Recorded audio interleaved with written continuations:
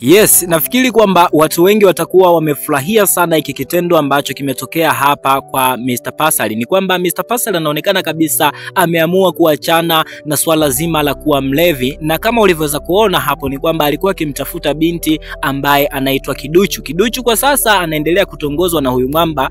Ni kitu gani ambacho kinakwenda kutokea kwa Mr. Pasali, kwa sababu Mr. Pasali anaonekana kabisa ameanza kutambua umuhimu wa binti ambaye anaitwa Kiduchu kwenye maisha yake. Lakini namba inaonekana kama haijablokiwa itakuwa imezuiliwa ama imefungwa. Yani kifupi ni kwamba binti ambaye anaitwa Kiduchu atakuwa haitumii tena hiyo namba, na ndio maana Mr. Pasali anajaribu kumtafuta, anaambiwa kwamba namba anayoipiga haipatikani. Sasa tuachane na hayo, jambo kubwa zaidi, na hiki kitu naamini wengi wamechukia sana, kwa sababu wengi walitarajia kuona kitu hiki kinaweza kumkuta binti ambaye anaitwa Lydia, kwa sababu tuliweza kuona kwenye episode iliyopita ni kwamba mwamba bwana Pasali aliweza kumshuti risasi binti ambaye wanamuita Lydia. Ni kwamba wengi wamekasirika sana, nafikiri hivyo, na mimi ni miongoni mwa watu ambao wamechukia kuona hiki kitendo kinatokea, kwa sababu nilitamani kuona Lydia anafyatuliwa risasi na kuweza kupotea moja kwa moja, kwa sababu huyu mwanamke hastahili kuishi kabisa kwenye hii dunia, kwa sababu ni moja kati ya wale wanawake ambao wanasababisha vifo kwa waume zao moja kwa moja. Kama nilivyoweza kukwambia ni kwamba hii hapa ilikuwa ni ndoto, na ndio maana nikakwambia kabisa kwamba wengi watakuwa wamechukia sana hiki kitendo ambacho kimeweza kutokea. Inawezaje kuwa ndoto, swala serious kama hilo? Sasa tuachane na hayo, kama jinsi ambavyo niliweza kukwambia hapo awali ya kwamba Mr. Pasali kwa sasa ameamua kabisa kuachana na kitu ambacho kinaitwa ulevi. Hili ni jambo zuri na ninampongeza kwa hilo, kama atakuwa ameachana kabisa na swala zima la ulevi. Na moja kwa moja nafikiri mission ambayo itafuata kwenye episode zinazofuata huko mbele itakuwa ni mission ya kumtafuta Kiduchu. Kama unakumbuka ni kwamba secretary wake kule ofisini alimpigia simu Mr. Pasali na kumwambia kwamba anahitajika haraka kule ofisini aweze kukabidhi ripoti na mkurugenzi mwenyewe. Sasa Mr. Pasali alisema kabisa kwamba kuna janga ambalo limeweza kumkuta, yani kuna matatizo ambayo yamemkuta moja kwa moja. Nafikiri itakuwa ni Kiduchu. Kwa sasa mwamba bwana Pasali anataka kuhakikisha kwamba anampata Kiduchu. Sasa kama tulivyoweza kuona hapo nyuma ni kwamba Kiduchu bwana anatongozwa na kaka jamaa. Sema uzuri ni kwamba amebarikiwa kuwa na mdogo wake ambaye anajua hisia zake. Kama tulivyoweza kuona hapo, dogo ambaye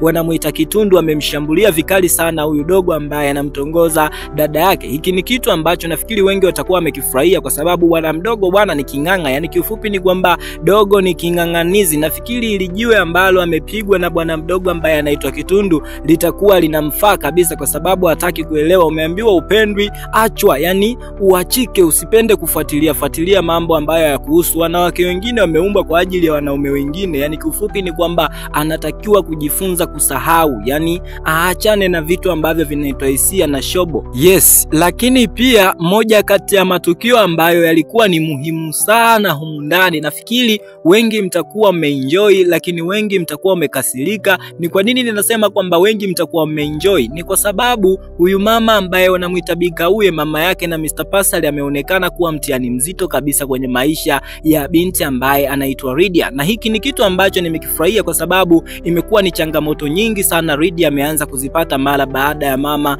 kuingia humu ndani. Tunafahamu kabisa kwamba Lydia ni mwanamke ambaye hana heshima yoyote yule, yani ni kama akulelewa na mama hivi, atakuwa alilelewa na nyani huyu, na ndio maana anakuwa anadharau sana na wadharau watu wazima. Sasa moja kwa moja binti amekutana na kiboko yake, yani kifupi ni kwamba mama yake na Pasali anaonekana atamnyoosha vizuri sana pindi ambapo Mr. Pasali hata kuwepo humu ndani. Lakini watu wamekasirika. Kwa nini? Ni kwa sababu mama huyu ambaye anaitwa Bikauye, kama jinsi wengi ambavyo tumemzoea, ni kwamba hajapewa heshima yake kama mama mkwe na binti ambaye wanamuita Lydia. Yani kifupi ni kwamba anajiuliza mara mbili, hivi Lydia ni binadamu wa aina gani? Hata kama ni kuigiza, lakini hapana, nina wasiwasi huku sio kuigiza huku. Maana yake yani ananikela mpaka nafikiri labda mimi ndo niko humo ndani nafanyiwa vitimbwi na huyo mwanamke. Sasa tuachane na hayo, tuje moja kwa moja kwa kipara wanamuita Mr. Professor wengine huko kwenye tamthilia yake ambayo inakimbiza sana, inaitwa Professor. Nafikiri wengi mtakuwa mnaifahamu.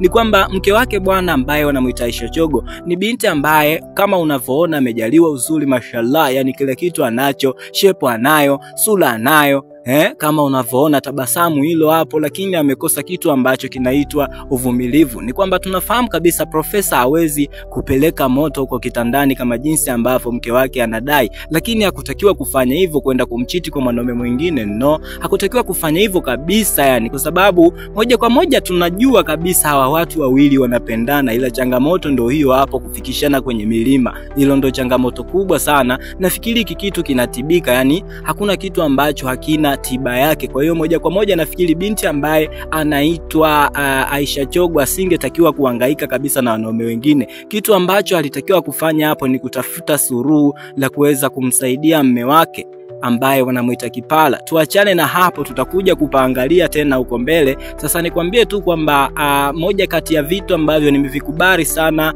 kwenye tamthilia hii hapa ni swala zima la Mr. Pasali kuweza kuongeza wasanii ama waigizaji humu ndani. Kama tunavyofahamu, Mr. Pasali kwa sasa ni moja kati ya waigizaji ambao wanafanya vizuri sana hapa Tanzania. Nafikiri mnajua, ama East Africa kwa ujumla. Sasa moja kati ya vitu ambavyo nimevipongeza sana kwa Mr. Pasali ni kwamba anajaribu kuongeza uwekezaji mkubwa, lakini pia location iko fresh, inaendana na namna ambavyo script inataka iwe. Sasa hiki ndio kitu pia ambacho ninakipongeza kwa Mr. Pasali. Nikwambie tu kwamba usisahau kubonyeza neno subscribe, lakini like video hii, share video hii kwa watu wengine ili watu waweze kuipata zaidi, na nikwambie tu kwamba hii hapa ni Ama Films. Sasa tukitaka kuelekea kabisa mwishoni mwa tamthilia hii hapa, mwa episode hii hapa hii ambayo inaendelea kwa sasa, nikwambie tu kwamba kuna matukio ambayo tunatakiwa kuyachambua hapo, na tunatakiwa tujiulize ni vitu gani ambavyo vinakwenda kutokea kwenye episode